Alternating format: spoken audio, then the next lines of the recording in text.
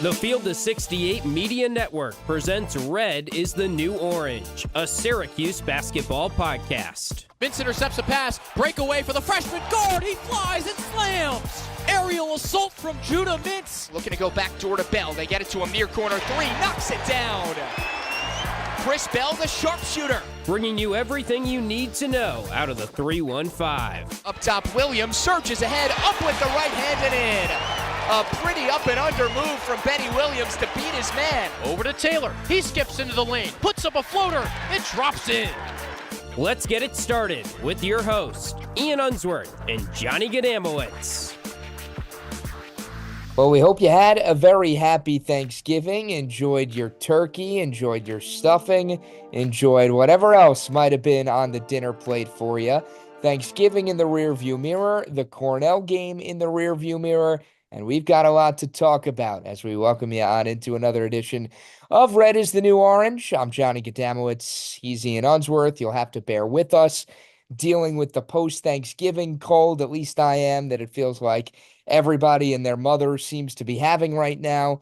But it's that time of year. The weather is getting cold. We're going to power through here as we break down a 10-point Syracuse win over the Cornell Big Red. Ian, before we hop in and get down to the nitty-gritty, how was everything by you for Turkey Day? It was good. I ate a lot. My mom made 2 different pies, and we had 2 more brought in from the grandparents from the southern tier of New York. And it was a fantastic day. Plenty of family, plenty of food. All you can really ask for. Did you have a piece of all 4 pies? Oh, yeah.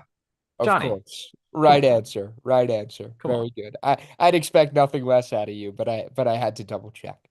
Are you a jelly cranberry sauce, or does it have to be like from scratch? No, we normally just go with the jelly kind, but you know what? I'm not a huge cranberry sauce guy to begin with.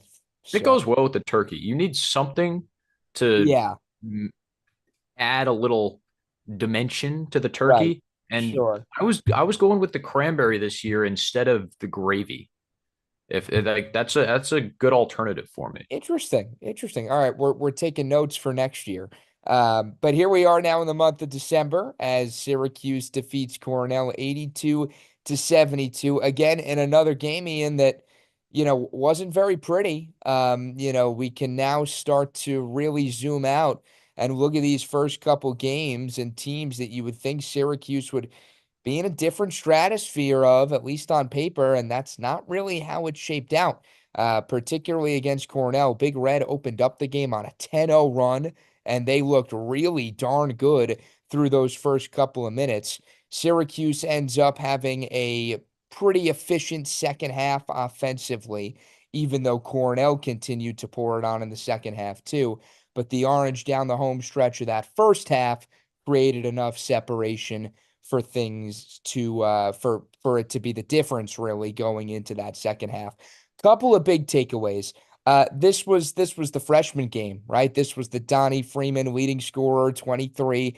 This was the Elijah Moore game, where he was the second leading scorer behind Donnie Freeman, and it feels like these guys are getting more and more acclimated and more comfortable with each passing game. The trade-off is that your veterans haven't showed up. And as we reflect back, I believe Red Autry, as it comes to me now when we were chatting before we hopped on the air about the post-game presser, Red was, quick to say, look, guys that don't deserve to play, and I don't want to put words in his mouth, but he was essentially saying guys have to do their job. And you could kind of read the writing on the wall a little bit that, look, you're getting 3 of 17 from the floor from JJ. It's not going to cut it. I mean, 3 of 17 from your leading scorer, doesn't matter who you're playing, is not good enough. And the other veteran that was a big question mark, why is Eddie Lampkin not starting? Well, he only plays 9 minutes after 12 against Texas Tech and 2 points. Not great. I don't think this is a Lampkin issue, though. As much of it's more of a Syracuse issue than it is a Lampkin issue. Syracuse can't effectively defend with Lampkin on the floor against smaller teams. And we know Guy Ragland, Cornell's starting five, is versatile. He can step out, he can go inside, he's quick. He's not a big plotting 7-footer like Syracuse saw at the Barclays Center. That's why you don't see much of Lampkin on the floor. It would be great if he was quick and nimble and he could move wherever on the floor and guard the pick and roll. Or it'd be great if he was like DJ Burns and the game revolved around him. And regardless of what happened on the defensive end, you could give it to him 12, 13 times a game and let everybody rest on offense. Because that was DJ Burns' whole thing last year. When he got the ball on offense, no one else had to do anything. The entire the four other Wolfpack on the floor could rest. Eddie Lampkin isn't like that. And so, yes, Syracuse wants to throw him the ball down low, but you still need the other guys to be impactful on offense for Lampkin to have space. You combine that with the ineffectiveness on the defensive end against quicker, smaller teams, and that's why he's on the bench. That's why Jair Davis starts, plays 23 minutes. And, I mean, for the standard he set, he had an game, but it made sense why he was in there.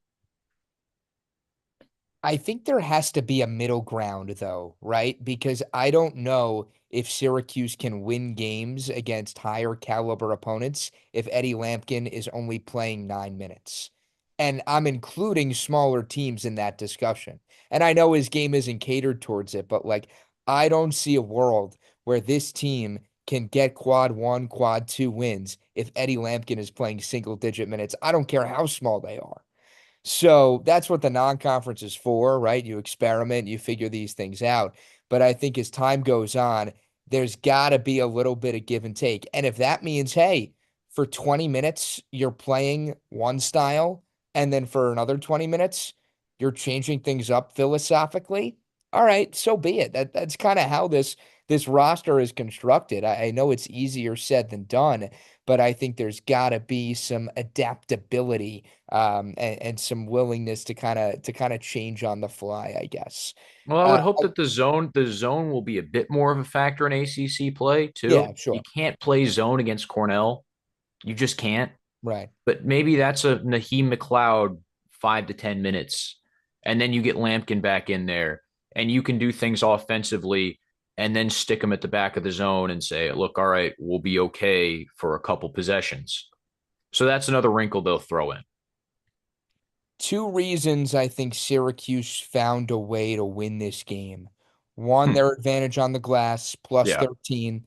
We told you they were bigger, they were stronger. Maybe they weren't faster, but maybe a little more athletic, so to speak. So that was definitely a big plus for the Orange. The other thing, too, they really prioritized taking care of the basketball. Cornell is at its best when, yes, the offense is clicking, but they're getting in the passing lanes. They're doing a good job swiping in and collecting steals. Syracuse only turned it over 6 times. Cornell had 3 steals. So you combine the fact that they were careful and not careless in their possessions and were rather methodical offensively with the fact that, okay, they got after it on the glass, even on a day where your best players, so to speak, don't really show up from a scoring standpoint, that's still going to be enough. But it does beg the larger question, Ian, and this is something we've kind of beaten around the bush a little bit. I mentioned it right off the top of the show for good reason. This team appears to have a playing down or playing up to its competition problem, right? You look at the Brooklyn losses, Texas, Texas Tech. You're right there, a 4-point and a 5-point loss. But then you look at Colgate, you look at Lemoyne, you look at Cornell, you got to squeak by very close wins. I know it's difficult and every game is different, but you look at that and what do you kind of attribute it to, I guess? Well, the mid-major teams that Syracuse has played, they have good coaches. I think that's one thing. Cornell, Colgate, I mean, even Lemoyne schemed up Syracuse very well. They attacked the Orange's deficiencies. And especially Texas, they wanted to, I mean, you always hear the coaches, I mean, in any sport say, oh, we want to focus on us. I hate it. It's such a terrible phrase because It means that you're completely disregarding what the opponent's trying to do to you.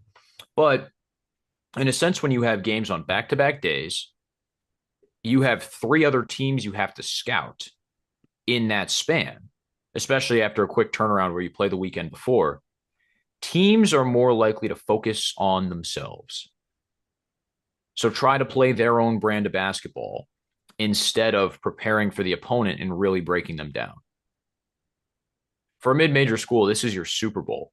You go into the Dome, you beat Syracuse. That's a lot of pub. That's recruiting buzz. That's everything. For Texas, you think you should beat Syracuse, especially after you're up 10, 15 points in the first half. That shouldn't be hard at all. So that's why Trey Johnson shot 8, 9 shots in the second half, and it wasn't a problem. So I think there's a little bit of hubris going around in the Power 5 world, and I think it's also part of the MTE setup where you're playing games in back-to-back-to-back days. Guys get tired, et cetera, et cetera. But at the same time, when you look at Syracuse, has Donnie Freeman really had a show-stopping performance until the Cornell game? Did Elijah Moore really find his shot before the Cornell game on Wednesday? I don't think so. So I think freshmen getting acclimated is a big story of the early season. Even though Freeman has looked good and made some eye-popping plays, he took a lot of bad shots. He made some careless mistakes. Those didn't happen. A lot of smart shots, a lot of passing and cutting, layups, layups, layups. He's the guy that takes Syracuse to the next level. We know that. And that's the Cornell game is what Donnie Freeman taking SU to the next level looks like if Starling plays well and if Lampkin is a consistent presence on the floor. So that's my big answer to a smaller question. Sure. I'll go with something a little more boiled down, but also very much related. I just think it's youth. I think this team is not old enough to be consistent enough. You're not getting the same product on a game in, game out basis because they're young, and that's okay. Nobody is, this, fine-tuned, well-oiled machine. I don't By know, Johnny. early I'm December. going to push back on that a little bit How so? because some of these older transfers have not what is Syracuse getting from Jaquan Carlos? Or what has Syracuse gotten out of Jaquan Carlos thus far? I'd say probably a net zero offensively. Yeah, I mean, he didn't turn the ball over in 19 minutes. But other than that, he hasn't done a whole lot. He is supposed to be experienced. He's supposed to be your point guard. So when Red said the veterans that aren't playing aren't going to play, I think he wasn't on the floor in crunch time. Right. Let's just put that out. He was the one that got benched for Elijah Moore because Moore was producing and he wasn't. Right. So it's a bigger stage, but you can't say these guys aren't old or aren't experienced because they are. No, but there's a bevy of youth as well, right? Like your two leading scorers, we just said, were Freeman and Moore, right? Now that's not to minimize the impact that these veterans were supposed to have, but also again, it's a step up for a lot of these guys. How many of these transfers outside of Lampkin were coming from real high major programs, right? Now you would think, okay, yeah, it's non-conference, you're going up against mid-major schools, shouldn't be an issue. I don't know. Maybe it's something about playing for that bigger brand under the bright lights, so to speak, that has caused some of these veterans to not make that transition as seamless as you would have think. So I hear you, and you're right in the fact that this team does have veteran leadership and experience, but just because you have veteran leadership and experience doesn't mean that those veterans can just like that snap of the finger do things that they've never really had to do before, I guess, would be my pushback. And I know that might be a little convoluted because it's different roles and a different mesh and different rotations. But I'm willing to give them, I guess, a little bit more of a benefit of the doubt and not just say, okay, yeah, veteran, go out and have a monster game against Cornell because you have that experience, if that makes sense. I don't know, man. I don't think Carlos is being asked to do all that much more than he was at Hofstra. But that's just me. Right. But at the same time, we'll give him time. I'm not ready to sound the alarm and say he should be benched and completely discard him. Like, this is not a Jalen Carey 3 games in, you're Right. done. But at the same time, there are certainly some warning signs. Well, there might be a lot more warning signs coming up on our next show because Syracuse plays Tennessee later tonight as we release this on Tuesday morning. And the Volunteers are the real deal. They have not lost a game yet. In fact, I don't believe they've won by anything less than a 15-point margin, if You'd I'm be not correct. mistaken. You They would are be number correct. 2 in Ken Palm overall. They are number 2 in Ken Palm defensively. Now, granted, I'll take another peek at their schedule here just to confirm, but I don't believe they have played anybody crazy as of yet.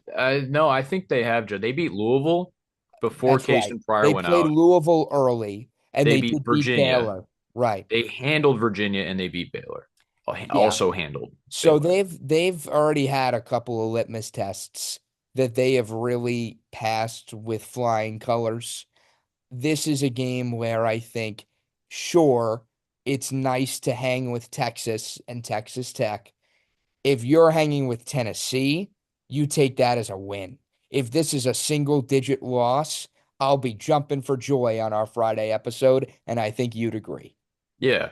If you're hanging with Tennessee and then you're also playing like you played against Youngstown State, then there are real questions. Like, what in the world is going on? That's about as Jekyll and Hyde as it gets. Yeah. Tennessee is old again. They're experienced again. They don't have the same guys they did last year. It's a lot of transfer production, but they play the Rick Barnes way, which is pound the hell out of you, out rebound you, and offensively figure it out. And they have guys, again, that figure it out. Zakai Ziegler is back for his umpteenth year of college basketball. He's their point guard. He's their spiritual leader. He was out last year with some sort of lower body injury, missed the NCAA tournament.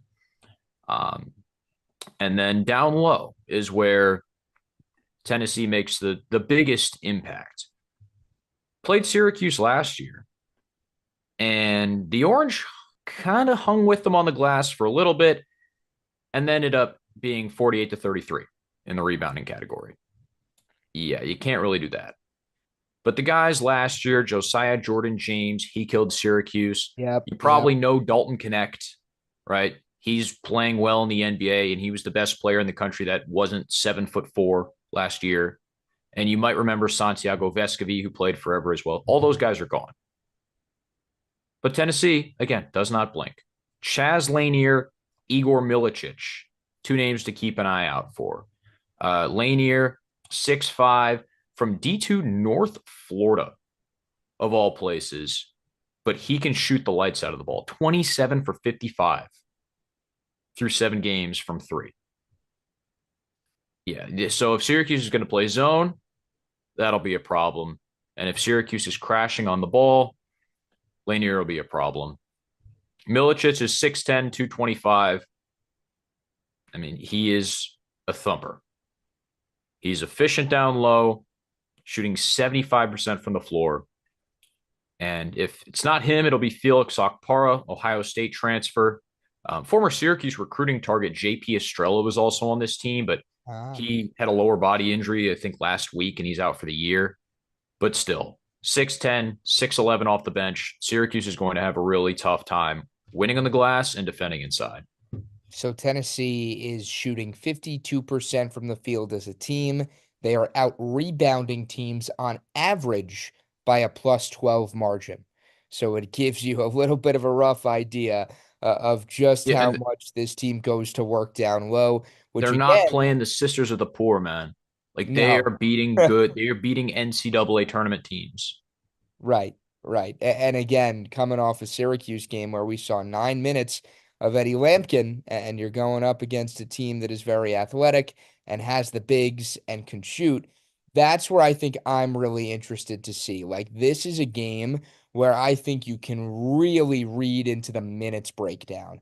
Even if Syracuse hits the half and they're down by 15, like, I'm curious to see how those minutes get distributed down the fold because you know, these are big minutes up for grabs here, right? Against one of the best teams in the nation. You've got freshmen, you've got veterans that are kind of walking that fine line of, okay, guys, maybe you need a little bit of a wake-up call. What sort of card, what sort of hand does Red deploy if this game does get ugly? I think a lot of Orange fans will, flip the switch or turn it off or put another game on. But I think this is a game. It feels like we've been saying it a lot recently, but it feels like this is a game that even beyond just the final score, we can find out quite a bit about what the vibe is and maybe what the plan is moving forward. And last year, Syracuse hung with Tennessee. It's a That's five right. point game with 10 minutes left. And then Tennessee outscored SU 29-17 in the last 10 minutes. And that, especially second day back to back in Maui, well, Hawaii, what they weren't actually playing in Maui, besides the point. Right. But that was a little bit of a confidence boost. Then Syracuse, actually, no, that was the first day in Maui. They got waxed by Gonzaga, and then they beat Chaminade, as they should Correct. have. Yes. But yes, that was a bit of a confidence boost. Like, oh, hey, they hung around. Can they hang around? Last point for me, Johnny. Talked about the offensive guys to be aware of. Defensively, Jemai Meshack will probably guard JJ Starling, and that is going to be tough for Starling. Meshack is 6'4", every bit of 200 pounds. He could play running back if he wanted to. Starling is going to have a tough time getting through him and to the basket. So I hope his three-point jump shot's feeling good.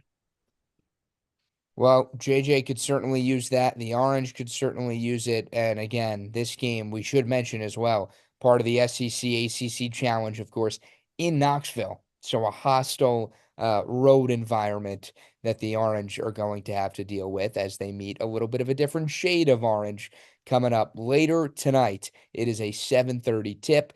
The game is on ESPN. Just a loaded slate of college hoops this week. Make sure you're checking everything out over at the Field of 68 Podcast Network. You can throw us a follow, F68_Cuse, where we will have continued coverage and breakdowns for you over the course of the entire season.